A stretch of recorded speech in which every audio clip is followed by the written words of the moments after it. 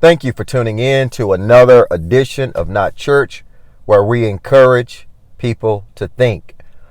I wanted to share a story with you concerning my son some years ago. My son's 22 now, but some years ago, when he was in about the 6th or 7th grade, I went to talk to one of his teachers, and one of his teachers thanked me. And I was like, why are you thanking me? She said, I thank you because your son told me today. And I know he had to have learned it from you, because I asked him. He said, who taught you that? I said, who taught you that? And he said, my daddy. My son told the teacher in about the 5th or 6th grade, one of those grades, he looked at his teacher and said he knew something was bothering her, didn't know what it was. And he said that God has not given you the spirit of fear, but power, love, and a sound mind. And she said, I just want to thank you because I needed to hear that day. You know, a lot of us talk about the notion that God does not give fear. But oftentimes we walk in fear subconsciously, indirectly, psychologically. We walk in fear. You know, one of the biggest things that we fear in life is the unknown. You know, we fear the unknown because we don't know. And when you don't know, it makes you uncertain. You know, it makes you anxious. It makes you leery of what's around that corner. And so oftentimes we find it easier to not change, to simply stay the way it is because it's safer. You know, if I keep things the way it is and I decide not to alter it at all or change it, at least I'm safe. And so we stay stagnate, and we sometimes do nothing because we're afraid. What I am learning the older and older I get is that there is absolutely nothing to fear. You know, all of us live this life, and we live it to the best of our ability, and we do the very best that we can. And at the end of the day, that's all we can do. All of us have to die one day. You know, that's just the way it is.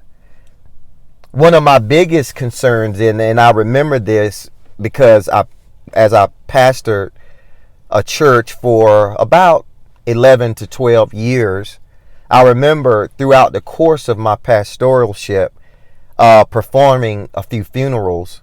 And I remember ministering to people who were literally on their deathbed. A lot of those people were my own family. Some of those were members that were of my church, some of their family members. I remember oftentimes when they were sick and they were at their last wit end of life, and they knew it. They were headed down the road of either eternity in their mind or eternal damnation. And I remember looking into those people's eyes, and I remember a lot of those people, if not all of those people, had a look on their face of contentment to an extent. But in their eyes, I could see it. And of course, this is my own assumption based on what I witnessed. But it just seems like their eyes said, it's over. And I can't believe that it's over. I have to accept that it's over, and that life as I know it is gone at this point. And I can't go back and do anything that I wanted to do, because I'm now headed out of here. And that's one of my biggest concerns for those who walk in fear. We never push ourselves to go to our full capacity. We never push ourselves to do different things. We never push ourselves to go outside of the lines because we're afraid. And one day death creeps up, and all of the things that you wanted to accomplish and all of the things that you wanted to do, it slowly dissipates. And there is no more time. The one thing that we know for sure about God is that God has given us this life. And because God has given us this life, we don't have to be afraid. And I'm just going to end it by saying this, that don't let fear paralyze you, cripple you from going outside of the box. For many years, you dreamed about going outside of the box and not being just a standard just a standard cookie cutter person. Don't let people define you because of your fear. Be who God created you to be. For truly, God has not given us fear, but God has given us power, love, and a sound mind.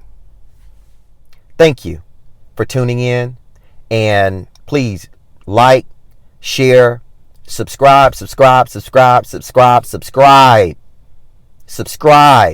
share.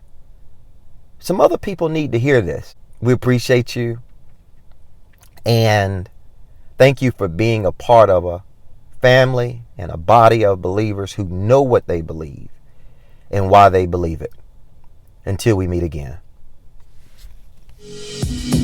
Everybody won't be on top, yeah. Whether the roof or the mountaintop.